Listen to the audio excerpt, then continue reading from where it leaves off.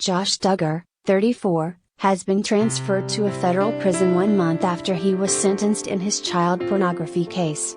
The disgraced 19 kids and counting star will now serve his 12-year child pornography sentence at FCI Seagoville in Dallas, Texas, which has been widely reported as having problems with violence, inmate overcrowding, and high reports of COVID cases. On May 25, Josh was sentenced to 151 months in federal prison, followed by 20 years of supervised release for his child pornography conviction in the Western District of Arkansas Federal Court in Fayetteville in December 2021. Following Josh's sentence, the court advised he be transferred to either federal facility in Seagoville or Texarkana. On June 24, Josh was transferred out of the Washington County Detention Center where he had been held since his conviction in December and moved to Seagoville where he will serve out the remainder of his sentence. FCI Seagoville, which had an inmate escape in December 2021, is described as a low-security federal correctional institution with an adjacent minimum security satellite camp and a detention center on the Bureau of Prisons website. It is home to 1,740 male inmates, with 96 of those located at the institution's camp.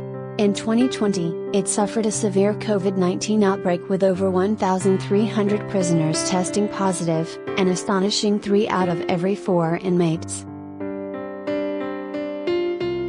In August 2020, CNN featured an article on the facility, calling the prison's response to the COVID outbreak chaotic. The publication reported that at least 3 inmates had died at that point and one of the inmates' family members called the facility a petri dish. One inmate, Bobby Williams, who was taking medicine for skin cancer that reduces his immune response, said he got pneumonia after testing positive for coronavirus. "I thought I was going to die. I was passing out, I couldn't breathe," he recalled for the publication. That same month, Forbes published a feature on the prison, calling it a hotbed for COVID-19 in society and in prison. An inmate described a few of the conditions they experienced.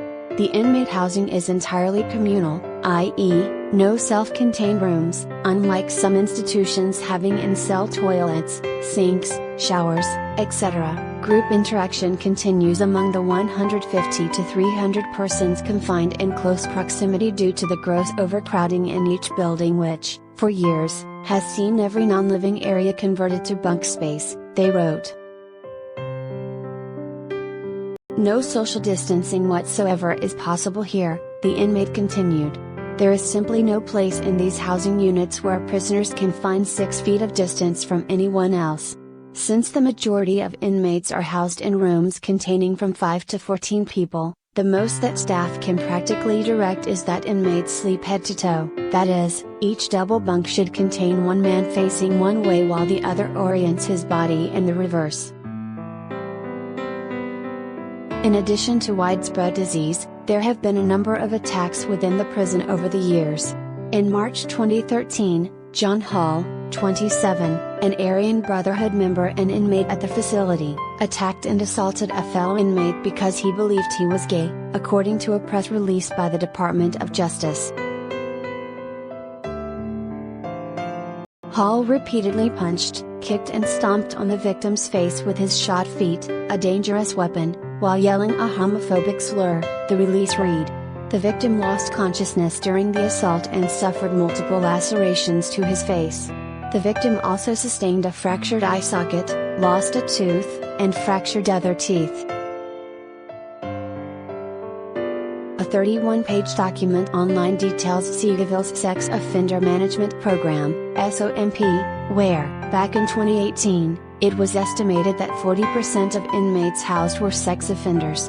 The Bureau of Prisons recognizes sex offenders as a vulnerable population within a prison setting, and Seagoville's program consists of outpatient groups meeting 2 to 3 times per week for several hours, which takes 9 to 12 months to complete. The moderate intensity program allows participants an opportunity to learn basic skills and concepts to help them understand their past offenses and to reduce risk of future offending. The program description notes that it is offered to offenders evaluated to have low to moderate risk of reoffending. Josh's sentence follows his recent request for an acquittal and new trial after he was unanimously found guilty of receipt of and possession of child pornography. We previously reported that one charge against Josh was dropped after an agreement of both the defense and prosecution. It was vacated on count 2 without prejudice, and U.S. District Judge Timothy L. Brooks, who was presiding, noted that possession is a lesser included offense of the receipt of child pornography.